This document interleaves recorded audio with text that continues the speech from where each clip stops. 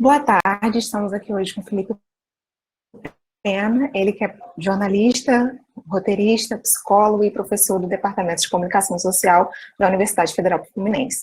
Ele é mestre e doutor pela PUC-Rio, fez estágio pós-doutoral, né, em Semiologia da Imagem na Universidade de Paris, e hoje ele está aqui para conceder uma entrevista e falar um pouco do seu artigo, O Jornalismo Literário nas Imagens de Freud e Lacan, por uma teoria psicanalítica do jornalismo.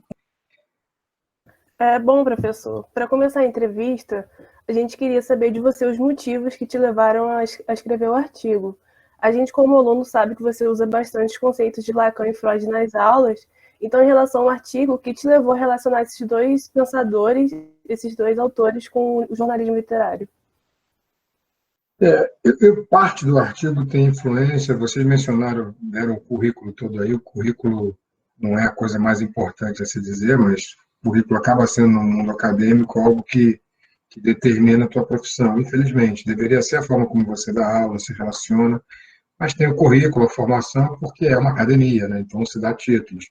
Então, parte desse texto veio de pesquisas que eu elaborei lá na Sorbonne, quando eu fiz o estágio pós-doutoral, porque eu tinha um tutor, que era o François Jost, que é um semiólogo conhecido, né, que trabalha a semiologia da imagem, mas, ao mesmo tempo, eu fiz uma perna na psicanálise, com a Sophie de Mijoa-Melor, que é uma das psicanalistas mais importantes da França, que é a coordenadora do quarto grupo, que é o grupo pós-lacaniano na França, e a literatura sempre foi a minha forma preferida de expressão, como vocês sabem, né? Eu gosto muito de dar aula, amo dar aula, adoro, a minha profissão é professora, é o que eu gosto de fazer, mas escrever romances, roteiros, textos de ficção me dá um prazer muito grande também. Então, os motivos principais era juntar esse prazer que eu tenho pela literatura com as pesquisas que eu tinha feito já no pós-doutorado e que me trouxeram essa junção entre a narrativa semiótica que existe na literatura e a psicanálise. E acaba juntando também no roteiro. Eu pego personagem, eu estou usando psicanálise. Quando eu pego a teleologia, que é a narrativa propriamente dita, o telos, para onde a história vai, a teleologia daquela história, eu estou usando a semiologia. E acaba que elas se fundem para fazer literatura e também para fazer jornalismo, e, portanto, para fazer o jornalismo literário. No artigo, você comenta sobre uma visão crítica que poderia se fazer útil na descoberta da crescente desconfiança do público para com o jornalismo. Hoje, você conseguiria apontar o fator ou os fatores causadores dessa crescente desconfiança? Acho que dá para apontar muito claramente, né, Letícia? Esse artigo foi escrito antes dessa potencialização das redes sociais que a gente vê hoje. Então, acho que dá para botar a culpa no tio do Zap. Sem dúvida nenhuma. O tio do Zap é o grande vilão dessa história. É de lá que vêm as fake news, que são construídas nos porões do gabinete do ódio do Palácio do Planalto. Então, nada ali é gratuito. Ele é muito bem elaborado, semiologicamente, psicanaliticamente. Ainda que o presidente da República seja um ignorante, as pessoas que fazem a comunicação e que propagam essas fake news não são. Elas sabem muito bem o que estão fazendo. E, ao fazerem, elas propagam não só a mensagem, mas também a estratégia por trás dessa mensagem. E entre essas estratégias está tirar o crédito da imprensa profissional, da imprensa tradicional. Então, eu posso dizer que sim, hoje está potencializado e muito mais eficaz. O jornalismo tem como um dos seus princípios a objetividade. Já nos estudos de Lacan e Freud, trabalha muito com essa questão de subjetividade. Você acha que compreender essa questão subjetiva no jornalismo literário faz com que, muitas vezes, o público consiga fixar a mensagem dos textos do que o concreto e o passado de forma mais engessada no jornalismo tradicional? A verdade, Paulo, é que o jornalismo ele cria o lead não para ser objetivo, pelo contrário, mas para reconhecer que o jornalismo é subjetivo e, portanto, o método é que tem que ser objetivo. Há muita confusão em torno disso. a confusão de que Walter Lippmann, em 1922, quando escreve The Public Opinion, que é um dos livros que sistematiza o lead no jornalismo, que ele está defendendo a objetividade dos jornalistas. Não, ao contrário, ele está reconhecendo que os jornalistas são subjetivos, sempre são. No momento em que eu utilizo a linguagem, eu já estou utilizando uma subjetividade, que é a maneira como eu uso a linguagem. Então, o lead vem para amenizar essa subjetividade, por reconhecer que ela é inerente ao jornalista, não o contrário. Então, não dá para dizer o jornalista objetivo. Isso é o que diz uma teoria do espelho, uma teoria do jornalismo, que não corresponde à realidade. O jornalismo é muito mais uma construção social da realidade, que é o que prega a teoria do newsmaking. E é assim que eu vejo o jornalismo também.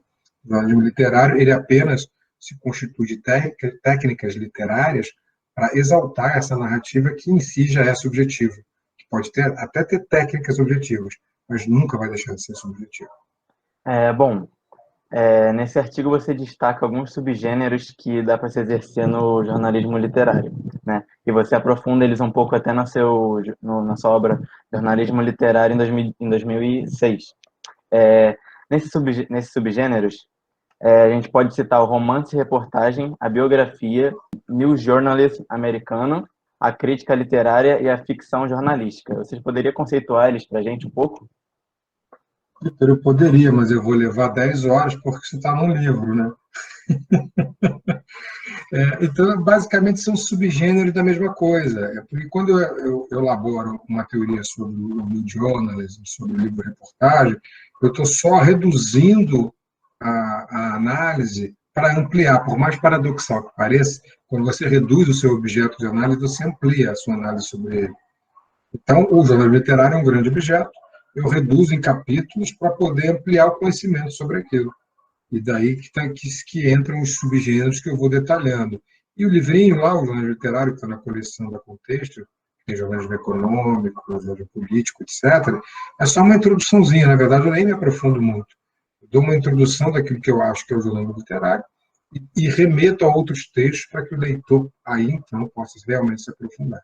Levando em consideração que seu artigo foi publicado em 2009, a sua visão sobre a proposta de estudo mudou em algum aspecto de lá para cá? Larissa, totalmente, né? Se não mudasse, eu seria um completo imbecil, né? Eu mudei, tudo mudou, o mundo mudou, 2009 está muito longe.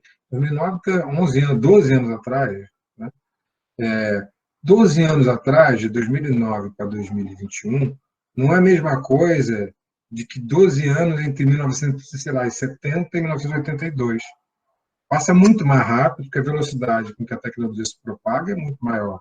Em 2009, eu tinha acabado de chegar do pós-doutorado, que foi feito em 2008, um mundo que já era digital, mas não nessa velocidade, um mundo que ainda era muito analógico, que não tinha o tio do Zap, principalmente. Então, muda tudo.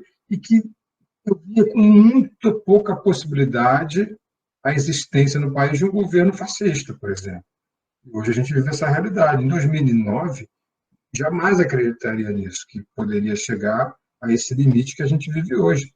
Tem um gabinete do ódio propagando notícias falsas dentro da presidência da República, dentro do Palácio do Planalto. É óbvio que mudou, Larissa, mudou muito, a proposta muda muito. O que eu tenho que fazer agora é elaborar novas questões, e é o que eu venho fazendo, né, para esses problemas que se apresentam. Então, eu tenho que pensar agora sobre a semiologia das fake news, sobre como que as técnicas literárias são usadas para as narrativas das fake news, por exemplo. Como é que o jornalismo ele é mimetizado para produzir falsas histórias. Como é que a linguística entra nisso aí, como é que a psicanálise entra nisso. Eu tenho enveredado muito um autor que eu gosto, que é de 1946, Victor Klemperer, que escreveu o livro A Linguagem do Terceiro Reich. Ele analisa como que o Terceiro Reich se utiliza de técnicas como ressignificação, neologismos, criação de palavras, para construir a linguagem do nazismo alemão na década de 1930, que é muito parecido com o que o Steve Bannon fez nos Estados Unidos e que fez aqui no Brasil de Bolsonaro, que faz, as redes bolsonaristas fazem. Então, eu acho que é sobre isso que a gente deve se debruçar. Este ano, nós estamos em 2021, o maior congresso de comunicação do país, que é a Intercom, que vocês, aliás, deveriam assistir, deveriam se inscrever, o tema vai ser comunicação e resistência. Comunicação e resistência. é a única coisa que a gente tem que fazer em 2021. Se tiver que escolher uma única coisa, seria essa: resistir. Tudo é resistência. O jornalismo é resistência, a comunicação é resistência. Isso que nós estamos fazendo aqui é resistência.